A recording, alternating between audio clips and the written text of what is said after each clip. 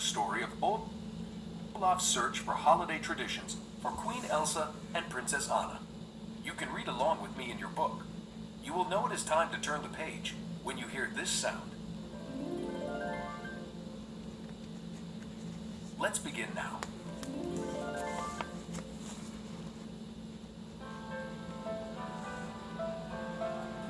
It was time for the holidays in Arendelle, and the castle was buzzing with excitement. Queen Elsa and Princess Anna helped the castle staff decorate.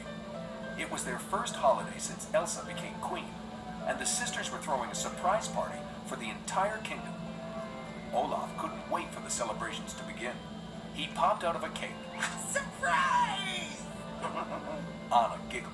Olaf, not yet. Elsa smiled at the little snowman. Anna's right. Our surprise holiday party doesn't start until after the Yule bell rings.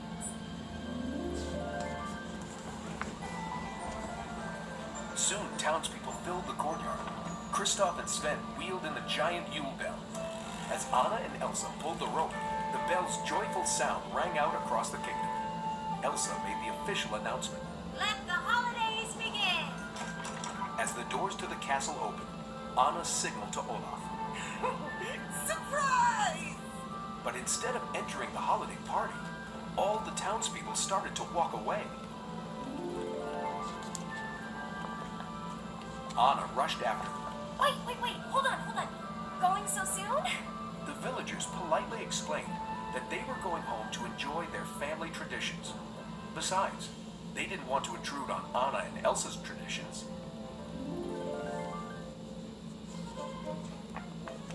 Kristoff tried to cheer up Anna and Elsa by sharing a tradition that he and Sven had always enjoyed with the trolls. It starts with a gathering song, the Ballad of Flemingrad. Then Sven revealed a mud troll named Flemmy. Kristoff demonstrated the final part of the tradition. Now you lick his forehead and make a wish.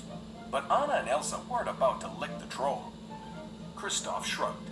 Okay, not so much a royal activity, I get it. But wait until you taste my traditional Flemmy stew. It may smell like wet fur, but it's a real crowd pleaser.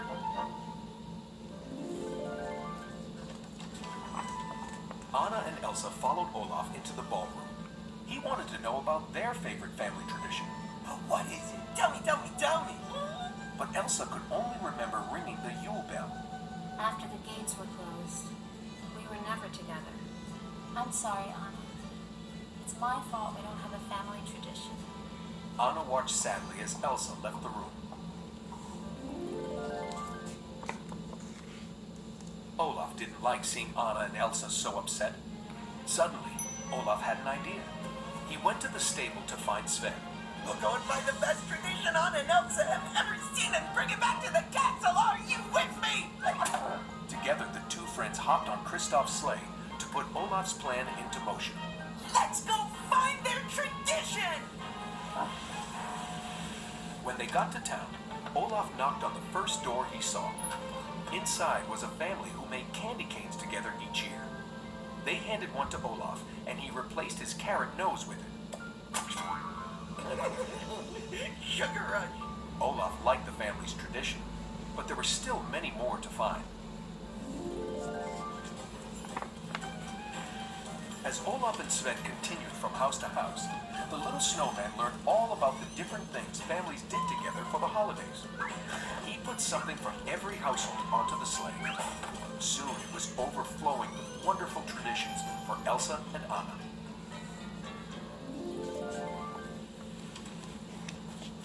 It was nearly dark by the time they got to Wandering Oaken's trading post and sauna. The large salesman greeted them at the door. Olaf and Sven joined the Oakens in their holiday tradition, relaxing in the family sauna.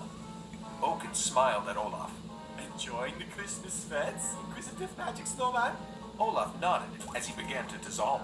My troubles are just melting away. Oaken tossed Olaf back out into the cold, where the snowman reformed. He then happily threw his sauna onto the sleigh.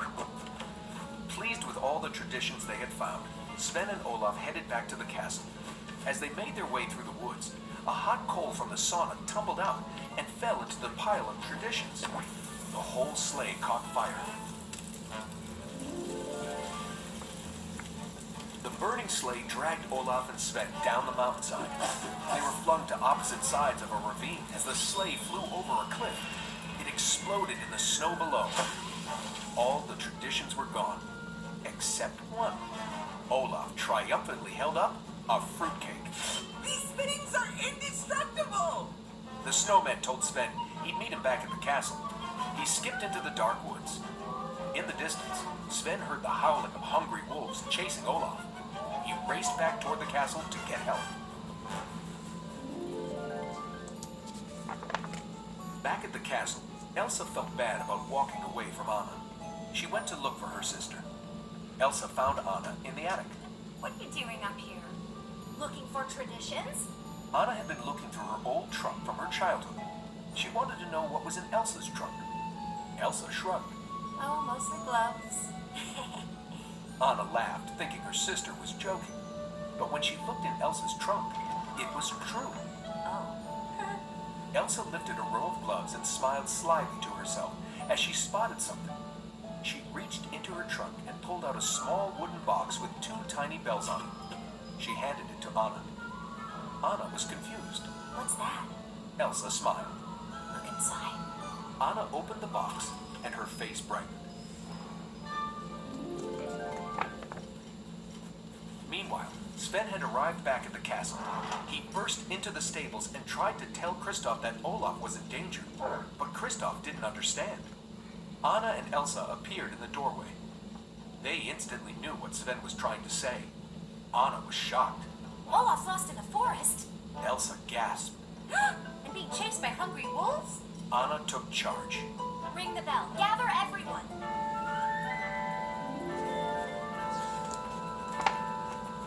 Anna, Elsa, Kristoff, Sven, and an Arendelle search party headed into the mountains in search of Olaf. Anna and Elsa called for their friend. Olaf!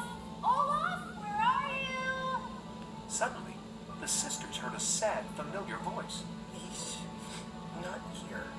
Anna and Elsa looked down to see a carrot sticking out of a large pile of snow. They shared a smile. After Sven pulled Olaf out of the snow, Olaf told them everything that had happened. He'd lost everything he had gathered, even the fruitcake. I'm sorry. You still don't have a tradition. Anna shook her head. But we do, Olaf. Look. Anna held the box open. Inside was artwork that she had made as a child for Elsa. The artwork was all of Olaf. Elsa smiled. You were the one who brought us together and kept us connected when we were apart. Anna explained that she made artwork of Olaf for Elsa and slipped it under Elsa's door every year. Elsa had kept it all in a box. The sisters both treasured the artwork because it reminded them of their childhood and of how much they loved each other. Anna and Elsa had a holiday tradition after all. It's you, Olaf. You are our tradition. Olaf was delighted and surprised. Me? Anna and Elsa gave Olaf a great big hug. The little snowman giggled happily. Kristoff, Sven, and the rest of the search party gathered around them. Everyone was overjoyed to see Olaf safe and sound. Elsa wanted to do something special to celebrate. Using her magic, Elsa created a sparkling ice tree and decorated it with lanterns from the search party. She also made a star of ice around Anna's small Olaf sculpture. Then the little snowman hung it on top of the tree. Elsa and Anna were happy and grateful to be with family and friends. Elsa looked around. Well, I think Arendelle has a new tradition. Anna nodded.